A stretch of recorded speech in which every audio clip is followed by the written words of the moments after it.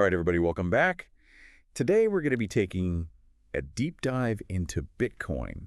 Oh, yeah. Specifically, we're going to be looking at some predictions Okay. about where Bitcoin might be going. Cool. And specifically, we're going to be looking at an analysis by Bernstein, Right. which is a very well-respected financial research firm. Yeah, I've heard of them. So these guys, they're not messing around. Right. And they made a pretty bold prediction about Bitcoin. Oh, yeah. What's that? They said it could hit $200,000 Wow. by the end of 2025. That's a pretty big jump from where it is now. It is a very big jump, but that's not even the most interesting part. Really? What is it then? What's really interesting is they called that $200,000 prediction Yeah. Conservative. conservative. That's a pretty interesting way to put it. Right. When I saw that, I was like, what is going on? Yeah, $200,000 for Bitcoin. That seems like a pretty aggressive prediction. Yeah. So why are they saying that this is conservative? Well, one of the things they talk about is Bitcoin's limited supply. Yeah. Right. You know, like there's only a certain amount of Bitcoin that will ever exist. Right.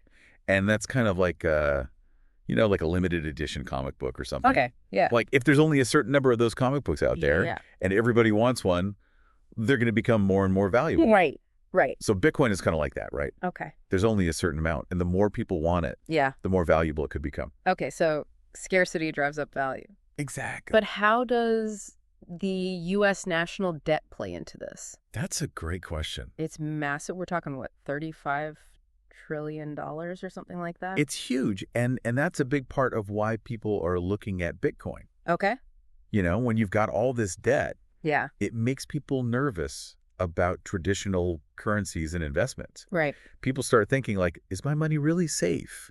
You know? Yeah. So they start looking for alternatives. Okay. And Bitcoin, with its limited supply. And the fact that it's not controlled by any government, Right. it starts to look really appealing. It's like a safe haven. Exactly like a safe haven from the storm. Yeah, like when the economy is uncertain, people like to go to gold. Right. Gold has always been seen as that kind of safe haven asset. Mm-hmm. And Bitcoin is starting to get that same reputation.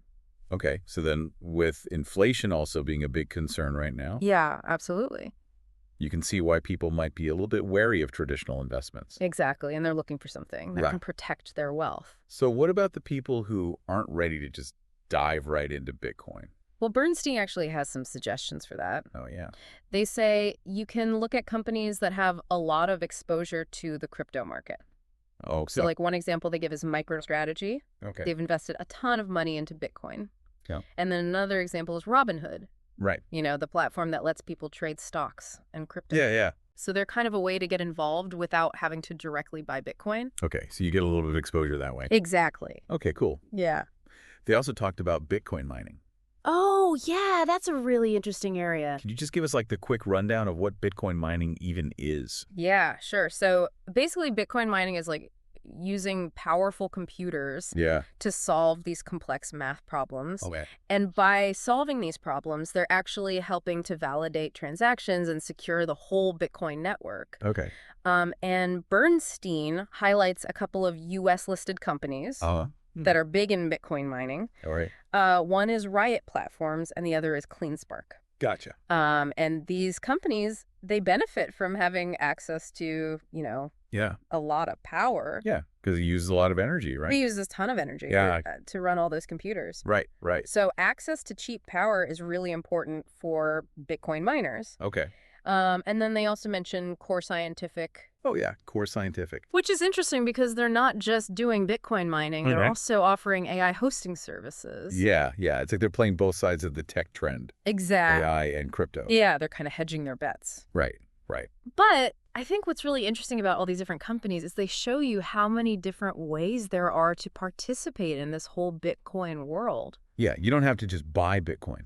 Exactly. You can be involved in all these different ways. Yeah, you can invest in companies that hold Bitcoin. You can invest in companies that are mining Bitcoin. There's so many different options. Like choose your own adventure Bitcoin style. Exactly. All right. Well, speaking of Bitcoin, what is it at right now? Like $66,000? Yeah, it's hovering around $66,393 to be exact. That's not bad. It did take a dip though from its high back in March. Yeah, it did. It hit almost $74,000 back in March. Yeah. But even with that dip, it's still up 57% since the beginning of the year.